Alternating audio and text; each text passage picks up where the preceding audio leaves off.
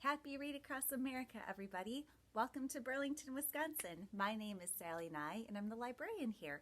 So welcome to Librarian Corner. Today we're talking about our youngest readers in the library and what to use during this fun week of reading to make it inclusive and fun for everybody. In 1998, Read Across America began on Dr. Seuss's birthday because he just was so creative in bringing early literacy to our students.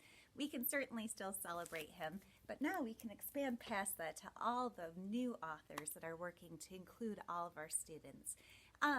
Today I'm going to talk about a couple sections of the library that you're going to want to check out for some great new books. The first of those are Theodore Seuss Geisel Award winners. Now we have an award based off of Dr. Seuss to award all of our new authors that are doing fabulous work. And one of my favorite new authors is Mo Willems. I gotta call him the new Dr. Seuss because he has so many great resources made. The Pigeon books and Knuffle Bunny and his award-winning Piggy and Elephant books. These were I think this is the most celebrated series in the Theodore Seuss Geisel Award winner books. He has about 5 or 6 winner books there, and kids love these because they have the speech bubbles and they learn how to do exclamations and learn how to vary their voice, and they learn to create dialogue before they can even read. Something that's been really fun with this series is although Mo Willems has stopped creating them, the books haven't stopped. Other authors are picking them up in the Piggy and Elephant like reading books. And we can see that Piggy and Elephant are so excited to get a brand new book to read, and they share it with us, the reader. And once again, they're books that have that dialogue and the kids can have a lot of fun with it. So be sure to look for these as well. On that same stream, we have 2 friends in those books, and a lot of our Theodore Seuss Geisel award-winning books do have 2 friends. So we have Snail and Worm, Cowgirl Kate and Coco, a girl and her talking horse, Mouse and Mole, Pearl and Wagner, Zelda and Ivy, and they're all in that same stream of Frog and Toad from our youth. Just that fun banter between friends that kids really love to pick up on. Some other types of books that have won that Theodore Seuss Geisel Award. We have some early graphic novels. We know how much our kids love graphic novels, but they're a little tricky to read at first.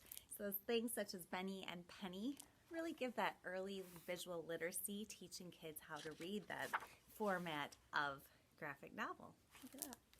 And another fun person is Selena Yoon, who has My Kite is Stuck, and so that same graphic novel format. Some other people to look for: Otto the Robot, Ty's Travels, and this fun series, A Pig, a Fox, and a Box for our youngest readers. Just have a fun way to learn those early rhyming, early words in a really fun, silly way with Fox and Pig. So check out some of those for our earliest readers. Now, some other books that have won the Theodore Seuss Geisel Award are people such as Greg Pizzoli, who's made some fun books such as The Watermelon Seed, where this alligator is sure that a watermelon's going to grow in his stomach. He's never going to eat watermelon again, or is he? Someone else to check out is Kevin Hancus from my home state of Wisconsin. So in this one we have that topic of waiting, which is so hard for kids, and they can just see how different people handle that waiting and what they're waiting for. He has so many great award-winning books. This one, Where's Baby? I love this one. It came out last year, and this dad loves to play this game of Where's the Baby? And we can clearly see the baby in every picture, but that dad has a fun time playing pretend, and in the end they decide to do it again. So I love those books that depict how to play and how to work together, and just bringing that home for kids. We have this series of I Am Not Small and We Are Not Friends that is really silly from Anna King. And if your kids have a wicked sense of humor, make sure you check out I Want My Hat Back by John Classen. This bear does not like being lied to, and in the end, you might have to really think about what really has happened. A lot of my students don't quite get the end until we talk about it a little bit.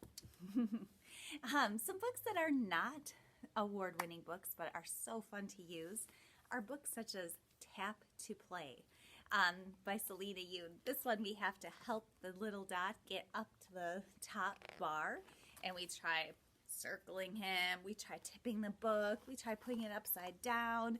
We do all kinds of things to get him where he belongs in the book. And Henry Toole is another excellent author to check out. All of his books are so immersive.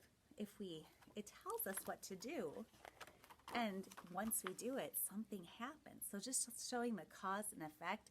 And I almost think early coding. So if we talk about computer coding, we're looking for patterns and rhythms. So ready? And we say press here. So we press it, and it creates another dot. It says press it again. So I press it, and we ask kids, what's going to happen? It's going to make another dot. And now if I rub it, what's going to happen? Something else happens. And if I rub the other one, what's going to happen? Ooh, something a little bit different, but kind of the same. And 5 taps on the yellow. 1, 2, 3, 4, 5. And if I do that on the red, is the same thing going to happen? 1, 2, 3, 4, 5. It does. So the kids love learning the patterns and thinking about what's going to happen, the whole prediction. Another author that I really like is Britta Teckentrup, and her stories are very immersive. So we're trying to not wake up that tiger. Each animal has to try to get across, but each one's a little bit different. Some have long legs, some can fly, some are light enough to float. So what's going to work the best for each of them to not wake up that tiger? So hopefully they do not. So with that, there is another award that I love to talk about with my youngest readers this time of year as well. And that is the Caldecott Award for the best pictures. And I always love to do a prediction with them where we read a lot of books and they vote for which one they think is going to win the award for having the best pictures that fit the text best. I love to show them one that has won in the past, Last Stop on Market Street, one of my favorite winter books. This one actually won 3 awards. We talk about how some books can get more than 1 award. This year, there are some fantastic books the kids really gravitated towards. Outside Inside was a great reflection on the pandemic and how all of a sudden we found ourselves inside and life was really different. And through it, we just really remember all those things like not being able to go on playgrounds and having to not be able to see our grandparents, and how all of a sudden the summer inside became outside and we got to see everybody again. I'll have to admit I had a few tears, a couple teachers, and I had a few tears over this one. If you're really looking at different careers for your students, this one's fabulous. It talks about those jobs that we don't really talk about very often.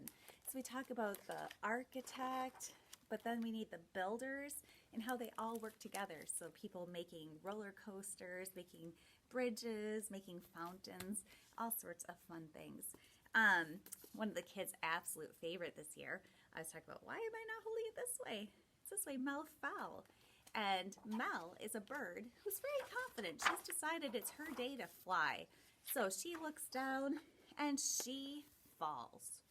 And the people in the tree, look at those shocked owls. They don't know what to do with that. So she falls, and the kids never expect what's going to happen. They say, oh no! And we predict what's going to happen. You'll have to pick up the book. You don't expect it. I did not. Speaking of outdoors, Wonder Walkers is a fabulous book.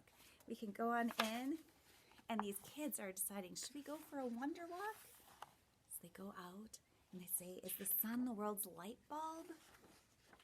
Is the fog the river's blanket?